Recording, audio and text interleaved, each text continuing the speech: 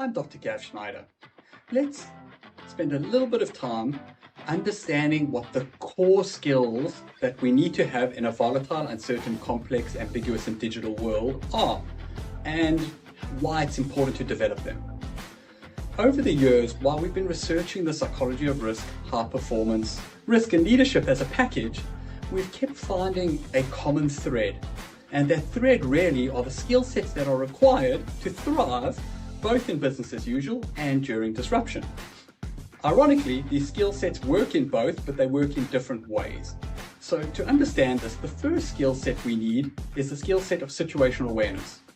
If I don't understand what's happening around me and I can't collect the right information to make good decisions, my decision making will be flawed and therefore my actions may be incorrect or wrong. So I need to make sure that I develop really robust situational awareness, which in many cases can actually be a combination of using human capability, processes, as well as technology to gain inputs. And if we understand how to leverage hindsight, insight, and foresight, we can get some great outcomes. Next, as we start shifting from situational awareness, we want to shift into a stage of critical thinking. Between situational awareness and critical thinking, though, is really where aspects such as sense-making and meaning-making come into play. The ability for me to make sense of information that I collect via my situational awareness capability and attribute the correct meaning is very, very important. And often it's that miscommunication or misalignment of sense and meaning-making that lead to disunity and poor performance within teams and organizations. Critical thinking is the process of trying to evaluate what may or may not be real or relevant, the pros and cons, and manage my own biases.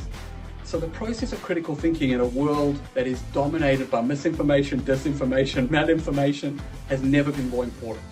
There are many critical thinking tools available to us, but it is a skill set you need to build. Because without critical thinking, it's unlikely I will be really effective at the next aspect, which is decision making. And my ability to make really good decisions is crucially important.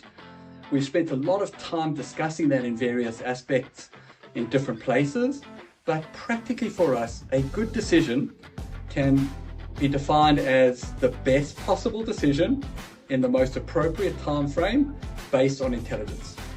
And being able to build those three aspects requires a solid understanding of System 1 and System 2 thinking and risk intelligence to achieve the outcome.